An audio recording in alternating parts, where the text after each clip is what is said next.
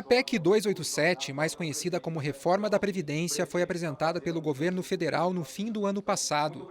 Desde então, vem provocando discussões em diversos setores. Primeiro dizer o seguinte, um assunto dessa magnitude, que vai tocar a vida de todos os brasileiros, não pode passar despercebido ou não pode ser ignorado por nenhum setor.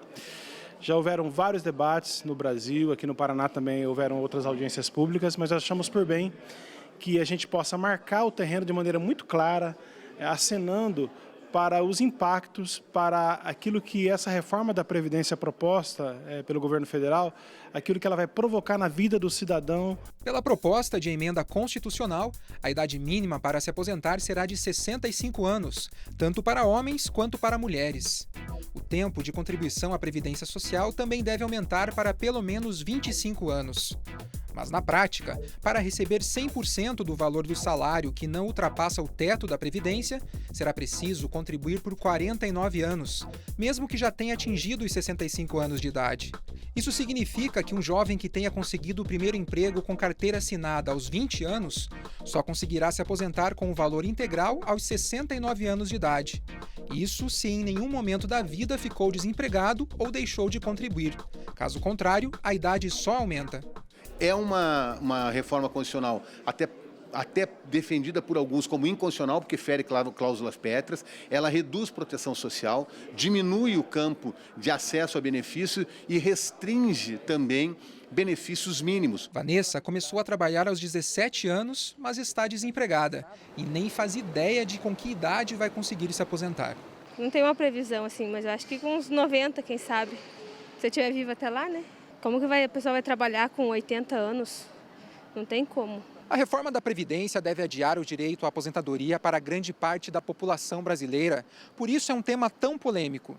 Mesmo assim, segundo os especialistas, as pessoas em geral não têm analisado a questão com a seriedade que o assunto merece. O grande problema é a falta de conhecimento, a falta de percepção e a importância que é a Previdência Social. Hoje, só no âmbito da Previdência Social se mantém 34 milhões de benefícios. 80% da economia do Brasil, nos pequenos municípios, são geradas por pessoas que ou recebem benefício ou benefício assistencial. Então, haverá também um impacto muito grande na economia desses pequenos municípios, que também não é percebida pela sociedade, exatamente pela falta de informação e pela falta de diálogo sobre o tema.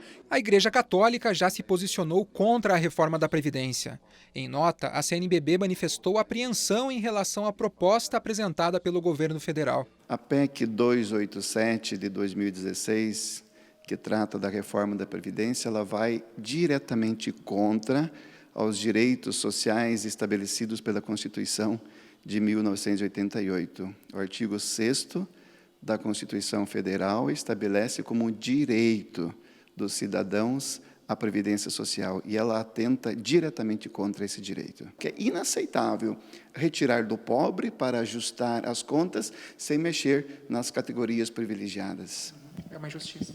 É uma injustiça. Diretamente, a Previdência Social hoje, ela beneficia 33 milhões e meio de pessoas. Se você considerar a média de pessoas num lar brasileiro, mais 2 ou 3 pessoas, indiretamente nós podemos pôr mais 65 ou 66 milhões de pessoas. Então nós estamos falando direto e indiretamente de aproximadamente o impacto em 100 milhões de pessoas. Sobretudo também, né, o impacto na juventude, né, que vai trabalhar mais tempo para se aposentar e contribuir e, às vezes, nem receber o benefício. O governo alega que a reforma é necessária para cobrir um rombo nos cofres da Previdência, que estaria gastando em benefícios mais do que arrecada.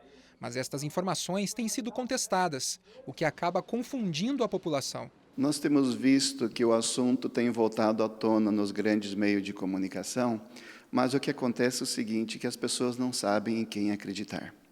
O governo apresenta os números, a Associação Nacional dos Auditores Fiscais da Receita Federal, que realizou um estudo nos últimos 15 anos, um estudo muito sério, mostra o contrário aos números que o governo tem apresentado. A Associação Nacional dos Auditores Fiscais, inclusive, disse que em 2015 a Previdência teve um superávit, e o governo fala de rombo. Então, são informações desencontradas. E a população não sabe em quem acreditar. A proposta de reforma da Previdência segue em tramitação no Congresso e deve ser votada nas próximas semanas. O governo já sinalizou que deve fazer concessões em alguns pontos do projeto para facilitar a aprovação da proposta entre os parlamentares.